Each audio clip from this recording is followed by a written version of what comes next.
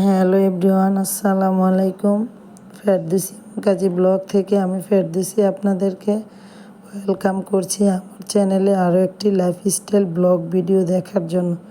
কেমন আছেন আপনারা সবাই? নিশ্চয়ই আল্লাহ তাআলার অশেষ রহমতে ভালো আছেন। আমরাও আলহামদুলিল্লাহ ভালো আছি। প্রতিদিনের ভিডিওর মতো যদি আজকের ভিডিওটা ভালো লেগে যায়, লাইক কমেন্ট শেয়ার করতে ভুলবেন না।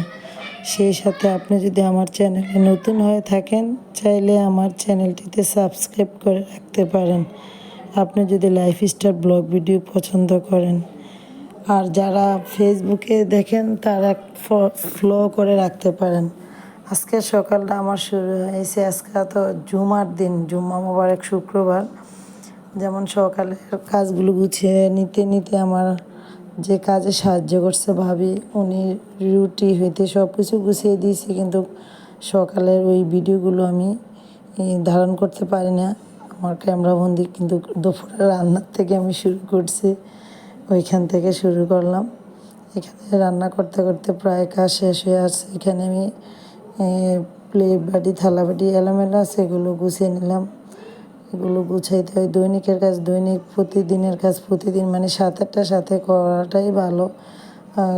কাজটা এগিয়ে যায়, অন্য কাজের করতে আর সমস্যা নেই। কাজগুলো যদি সাথে সাথে করা হয় একটা টেনশন মুক্ত, কারণ অন্য কাজ করতে গেলে আর এতটা টেনশন লাগে না।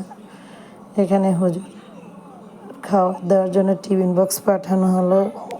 দুই হুজুরের মসজিদের খাবার, ওই খাবারগুলো আবার বক্সে বক্সে ঢুকাইতে হবে। তারপরে এখানে আমি কাজের ফাঁকে ফাঁকে আমার রুমগুলো গুছিয়ে নিলাম, কারণ মেহমানও আসছে, আমার ননদ, তারপর আমার বাচ্চারা। এখানে হুজুরের খাবার সব মিলিয়ে মানে হিবিজিবি হয়ে গেছে। মানে টুকটাক কিছু ভিডিও কেটে কেটে ধারণ করছে, ভালো নাও লাগতে পারে। এখানে আমি হুজুরের বক্সগুলোতে, টিফিন বক্সগুলোতে খাবার খাবার তারপরে দিয়ে দিলাম গরুর মাংস, ডাল, ভাত,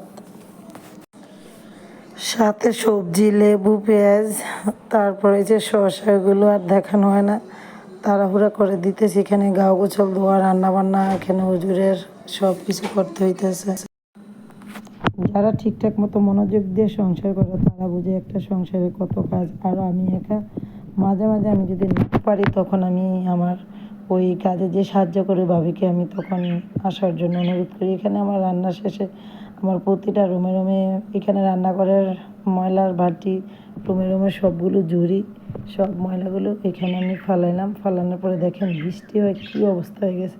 কতদিন হয়েছে এখানে পড়ছি, রাস্তাগুলো, হাঁটার জায়গাগুলো, যেখানে যে হাঁটা চলা করবো এখানের অবস্থা দেখেন, প্যাক কাদা, বৃষ্টির পানি পুরো নোংরে গেছে।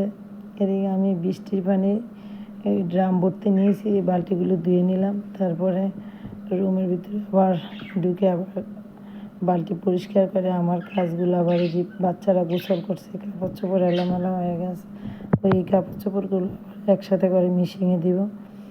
এখানে দুপুরের পরে এখানে রাতের জন্য আবার আলু দিয়ে সামান্য একটু ডিম দিয়ে ভুনা করে দিব, সাথে ডাল, হুজুরের খাবার নিজেগো, এগুলো দিয়ে রাতটা সেরে যাবে। দুপুরটা তো দিলাম ওই গরুর মাংস দিয়ে, এখন রান্না করতেছি ডিম আলু।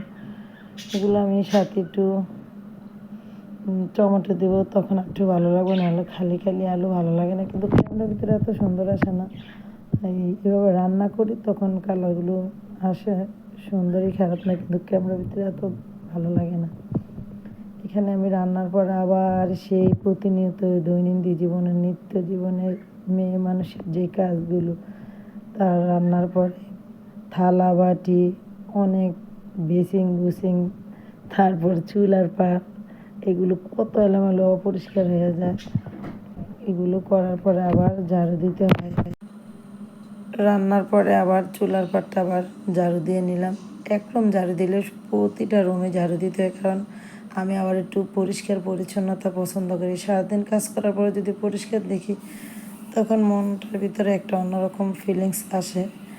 প্রতিটা ঘরের কোনায় কোনায় যদি আমি তাকাই, প্রতিটা রুম গুছানো গাছানো থাকে, তখন দেখতেও ভালো লাগে। এখানে আমি একটু রান্নার পাশে একটু চা খেয়ে নিলাম।